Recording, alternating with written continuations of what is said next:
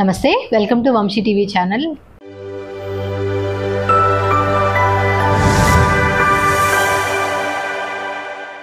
ఈరోజు మనతో పాటు ఉన్నారు ఫ్యాషన్ డిజైనర్ తులసి అలివేలు గారు.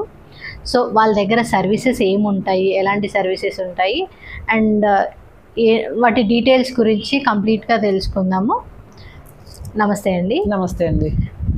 సో మీ బొటిక్ ఎన్ని ఇయర్స్ నుంచి రన్ అవుతుందండి? నేను 2013లో స్టార్ట్ చేశానండి.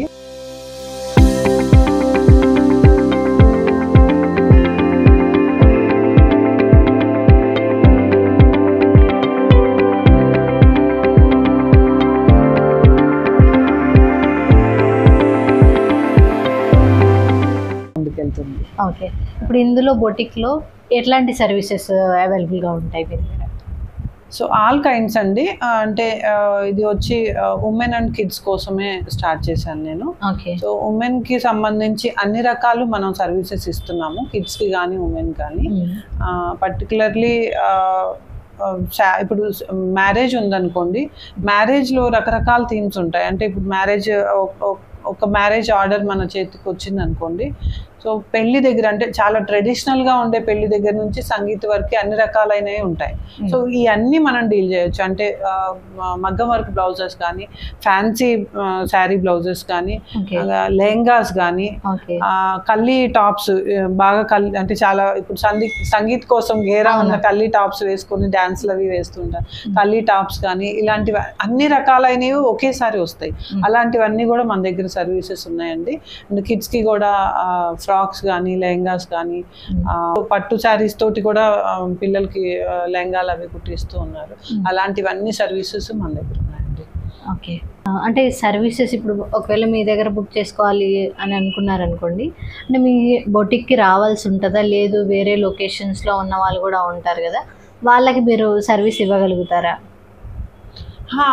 బొటిక్ రావాల్సిన అవసరం లేదండి. ఇదివరకు రోజుల్లో అయితే రావాల్సిన అవసరం వచ్చేది.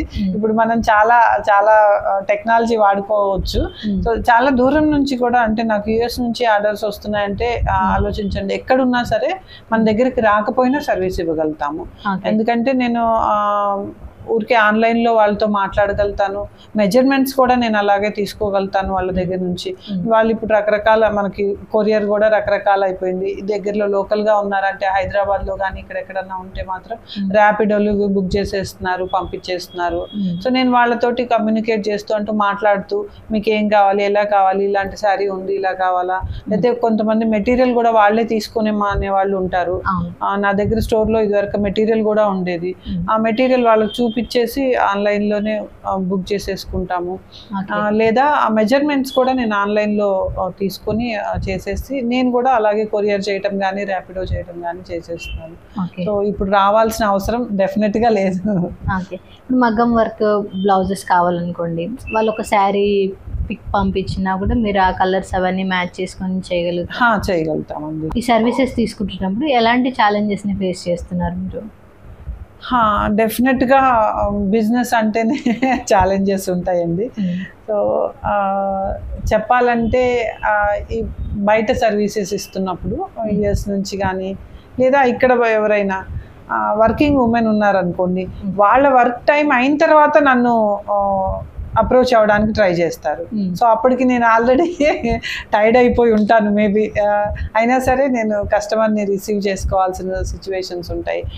అబ్రాడ్ నుంచి మాట్లాడుతున్నప్పుడు అయితే ఆల్మోస్ట్ నైట్ టైంలో మాట్లాడుతూ ఉంటాను.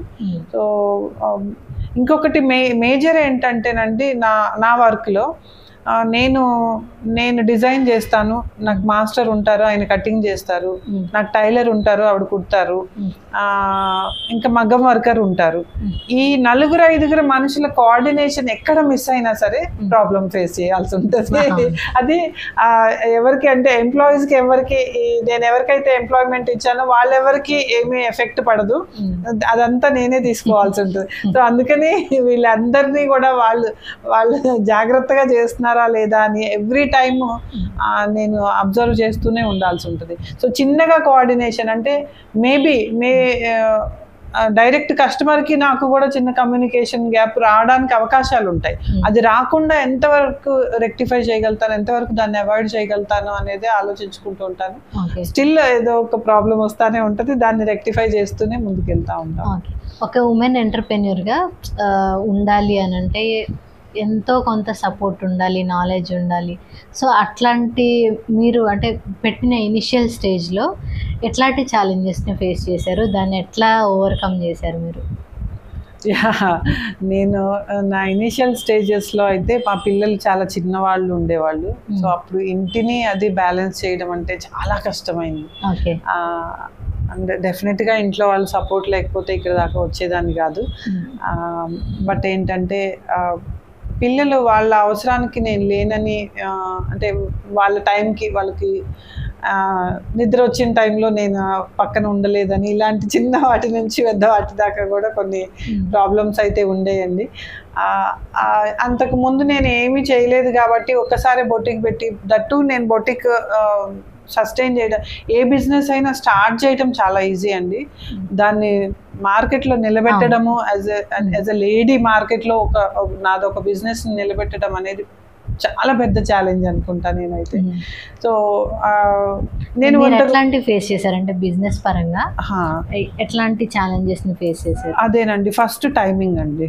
నన్ను బొటిక్ పెట్టగానే వాళ్ళు ఏమనుకుంటారంటే ఏ టైంలో అయినా మనం అవైలబుల్ ఉండాలని కోరుకుంటారు కస్టమర్స్. సో నేను నా టైలర్స్ కానీ నా మాస్టర్స్ కానీ బొటిక్లో ఉన్నా సరే వాళ్ళు నేనే కావాలని అడగడము, సండే కూడా నాకు రెస్ట్ లేకుండా. సో అప్పుడు నాకు కూడా నా బిజినెస్ని నిలబెట్టాలనే ఒక పట్టుదల కానీ ఆ ఇంట్రెస్ట్ కానీ ఉంటుంది కదా. సో సండే కూడా నేను బయటికి వెళ్ళాల్సిన పరిస్థితి వచ్చేది. అంటే ఎప్పుడైతే కస్టమర్ నన్ను కావాలనుకుంటున్నారో నేను వెళ్ళడానికి రెడీ అయ్యేదాన్ని. సో అప్పుడు ఇంట్లోంచి కొంచెం ఇంకా నీకు ఇది అవసరమా అలాంటివి వచ్చేస్తూ ఉంటాయి అనమాట.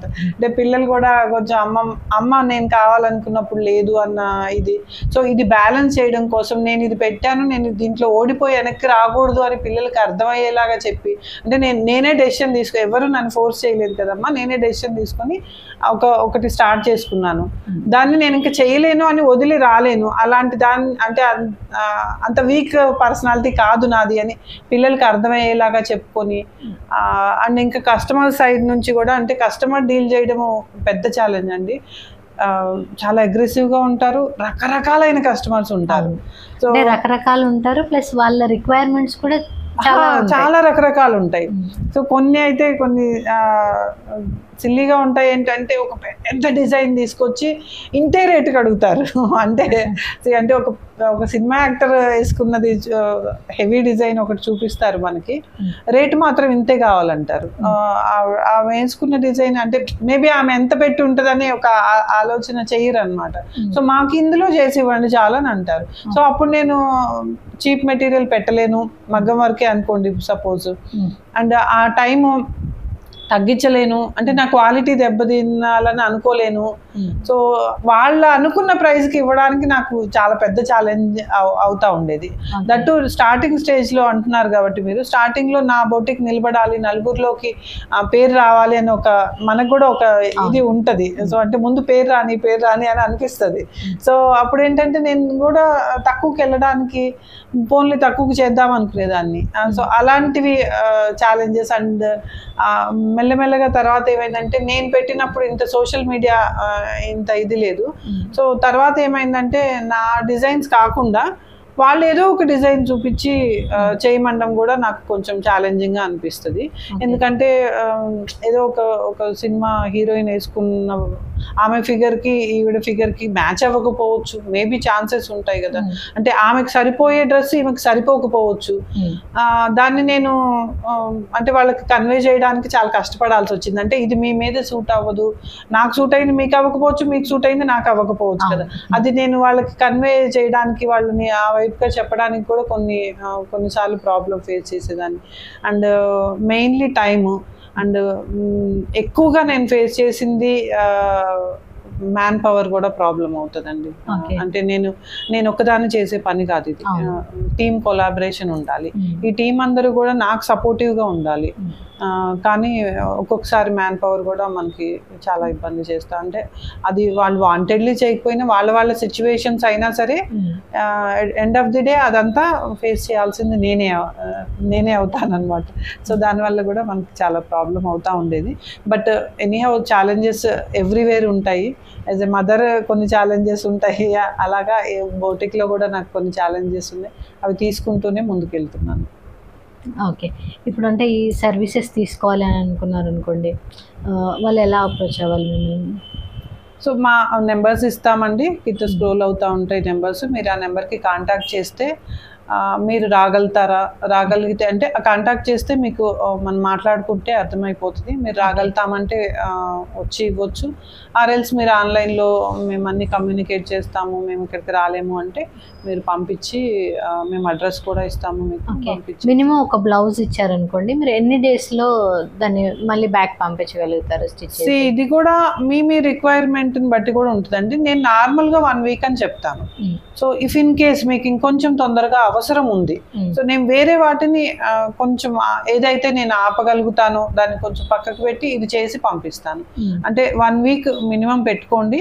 బట్ ఇన్ కేస్ మీకు ఏదైనా ఎమర్జెన్సీ ఉంది అంటే ఇంకొంచెం తొందరగా కూడా చేయించిస్తాను. ఓకే, థ్యాంక్ యూ అండి. థ్యాంక్ యూ అండి.